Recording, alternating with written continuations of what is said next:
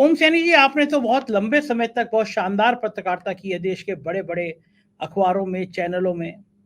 क्या लगता है आपको कि सरकार की ये प्राथमिकता है वो गरीब का विकास होना चाहिए, उसको 2 वक़्त का राशन मिल जाए इसकी व्यवस्था करना हो जाना चाहिए या फिर मंदिर बनाने के लिए सरकार को पूरी ताकत से खड़ा होना चाहिए? देखिए, मैंने तो जो कुछ हम लोग जो स्कूल में थे, कॉलेज में थे, तब पढ़ रहे थे, तो कहा जा रहा था कि देश में जो कॉन्स्टिट्यूशन है, उसमें धर्म जो है वो बहुत आपका निजी मामला है, उसको आप अपने तरीके से जी सकते हैं, रह सकते हैं, लेकिन उसका एग्जीबिशन का कोई मतलब नहीं। और साथ साथ में ये भी पढ़ा था कि डायरेक्टिव प्रिंसिपल्स में कि हमारा समाज, हमारा देश कैसा बनना चाहिए, हमारा समाज कैसा बनना चाहिए और राज्य के शासन को क्या करना चाहिए लोक कल्याणकारी राज्य बनाने के लिए। ये बातें तो पढ़ी थी मैंने, लेकिन ये नहीं पढ़ा जो अभी दिखाया जा रहा है, जो किया जा रहा है। ये जो रामलला को जो एक आधार बनाकर राजनीति का संचालन हो रहा है, सचमुच में अगर इसकी कोई आलोचना नहीं करता है तो बड़ा आश्चर्य होता है कि क्या हो रहा है। देश का प्रधानमंत्री जो एक संवैधानिक पद पर मौजूद हैं और साथ साथ में जो पूरी पार्टी जिस तरीके से लगी हुई है इस काम में, तो सीधा सीधा लगता है कि शायद जो राजनीति का एक स्वरूप जो उन्होंने बनाया है, धर्म के माध्यम से कैसे अपने आप को स्थापित करके रखा जाए, कैसे उत्तरी भारत का जो ये हिंदी बेल्ट है इसके अंदर राममय सब कुछ बना करके और ये साबित किया जाए कि हम ही लोग हैं जो वास्तविक हिंदू हैं, बाकी कोई उस तरीके से सोचता नहीं है। लेकिन दरअसल ये एक राजनीतिक पाखंड है जिसको कहना चाहिए, क्योंकि राम को कभी भी इस तरीके की कोई जरूरत नहीं है। राम जिस तरह के मर्यादा पुरुषोत्तम जिस तरीके से सामान्य लोगों के दिलों में रहते हैं और जिस तरीके से उनको समझा और सुना जाता है, उस तरीके की बातों में ये जो आडंबर लग रहा है सारा कुछ, कितना तेल लगेगा, कितना क्या कुछ होगा, कितने लोग आएंगे, जो एक तरीके से ये प्रचार, तो इसकी तो सचमुच में आलोचना की जानी चाहिए। मैंने जो कल देखा कि कुछ लोगों ने कहा, सेम पित्रोदा ने भी कहा कि साहब ये धर्म का इस तरीके से इस्तेमाल का क्या अर्थ। आप जो कॉन्स्टिट्यूशन में दर्ज है साहब, खासतौर से कि किस तरीके से आप अपने अपने निजी जीवन में आप कुछ भी करते हैं, किसी भी धर्म को कैसे भी कई का अनुष्ठान कीजिए, कुछ भी कीजिए, लेकिन इसको एग्जिबिट करने का जो सिलसिला है ये तो है नहीं। आज एक हिंदू हमारा प्रधानमंत्री है तो वो उस तरीके से कर रहा है, कल एक मुस्लिम हमारा प्रधानमंत्री होगा तो फिर मज़ारों पे और मस्जिदों पे सिलसिले जाएंगे।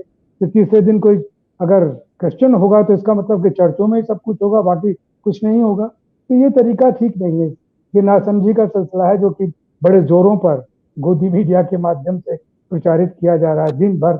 मतलब ये सुन करके, जिस नाम को सुनने के बाद में कुछ आराम मिलता था, वो नाम सुन के हैरानी होने लगी कि ऐसा क्या हो गया, क्यों कान फाड़ फाड़ के और गला फाड़ फाड़ के कानों में ये सब डाला जा रहा है। तो मैं नहीं समझता कि इसकी बात जिस तरीके से रखी जा रही है, जिस तरीके से ये मंदिर निर्माण का कार्य हो रहा है, हो चुका है।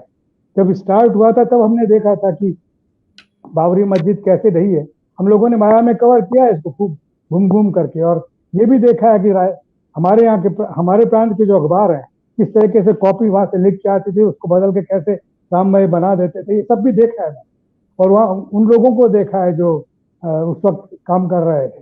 तो ये एक तरह का जो एक सिलसिला है, धर्म को राजनीति में ला करके और उसके माध्यम से अपने आप को स्थापित करने का एक तरीका, उसको भारतीय जनता पार्टी कर रही है। उससे पहले वो आस्था के सवाल उठा करके, जनसंघ थी तो आस्था के सवालों पर टिकी थी, लेकिन वो आस्था के सवाल कालांतर में भारतीय जनता पार्टी बनने के बाद में जो राजनीति का स्वरूप हुआ कि वो जो धर्मनिरपेक्ष और मध्यम मार्गी बन के सामने आए थे तो सिर्फ 2 रह गए लोकसभा के अंदर। तो उससे बदल करके जब ये सब कुछ अडेप्ट कर लिया तो उनकी संख्या बढ़ के आज वो हो गई जो हमें नजर आती है। लेकिन ये जरिया ठीक नहीं है। इस तरीके से सत्ता अगर आप हासिल करते हैं तो भारत के जो संविधान की अपनी प्रियम्बल है, अपनी प्रस्तावना है, उसका आप मजाक उड़ा रहे हैं, उसको आप दरकिनार कर रहे हैं और आप एक अलग किस्म का देश बनाने की चेष्टा कर रहे हैं जो साफ साफ समझ में आता है तो कैसा देश, बहुसंख्यकों का देश बनाने की बात कर रहे हैं। ये आप स्पष्ट रूप से कहते नहीं, लेकिन आपका मकसद वही है और ये मकसद लोगों के समझ में आने लगा है। उत्तर भारत में नहीं आ रहा होगा, दक्षिण भारत में आ रहा है, पश्चिम में नहीं आ रहा होगा, पश्चिमी भारत में नहीं आ रहा, तो पूर्वी भारत में ठीक से आ रहा है। तो ऐसी स्थिति में चलेगा नहीं, लेकिन फिलहाल तो इस आग में झुलसना पड़ रहा है, इसी राग को सुनना पड़ रहा है। जी बिल्कुल ठीक है, कह रहे हैं फिलहाल तो गोदी मीडिया का 24 घंटे का प्रवचन 22 जनवरी तक चलता रहेगा, यही सब सुनाया जाता रहेगा। अजय शुक्ला जी, क्या लगता है आपको, सरकारों का काम क्या है? सरकारों का काम क्या मंदिर बनाना है फिर, या सरकारों का काम आम आदमी के लिए विकास की बातें करना है?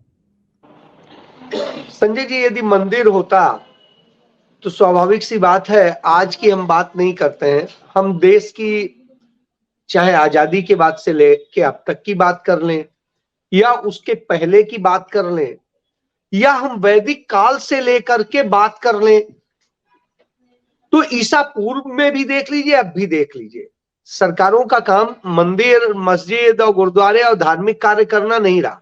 एक गुप्त काल में थोड़ा सा इस दिशा में चीजें हुई थी, लेकिन बाद में तो ऐसा नहीं रहा। यदि हिस्ट्री आप देख लीजिए तो वैदिक काल में भी था, कोई ये नहीं होता था कि आप सरकार वेद लिखवाएगी या सरकार कुछ कराएगी या करेगी, वो अपने आप से व्यवस्थाएं चलाना, दूसरी चीजें करना और उन पर केंद्रित होता था। जिन ऋषि मुनियों और सबका ये था, वो अपने अपने आश्रमों में अपनी जगह पे अपने ढंग से रिसर्च करते थे, उस पे काम करते थे। उन्हें सम्मान देती थी सरकार इस बात का कि उनके पास में जाना, उनसे विचार विमर्श करती थी, उनसे ज्ञान अर्जित करती थी।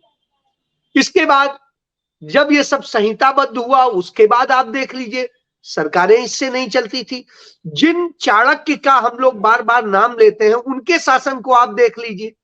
उस चंद्रगुप्त मौर्य के शासन काल में यदि आप देखेंगे तो पूरा यही देखेंगे कि शासन व्यवस्था अलग चलती थी। धर्म के कार्य जहां जिसको करने हैं वो करता था, धर्म के कार्य राज्य में नहीं होते थे, ये राज्य सरकार का या उसका काम नहीं होता था।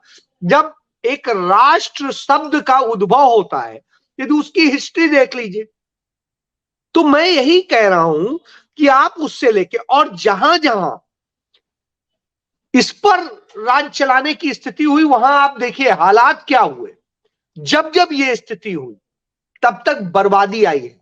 जब चर्चेज ने राज्य सत्ता में ज्यादा हस्तक्षेप किया, राज्यों में बर्बादी हुई, कत्लेआम हुए और सब कुछ हुआ। अंत में उन्हें दूर होना पड़ा, दोनों को अलग करना पड़ा।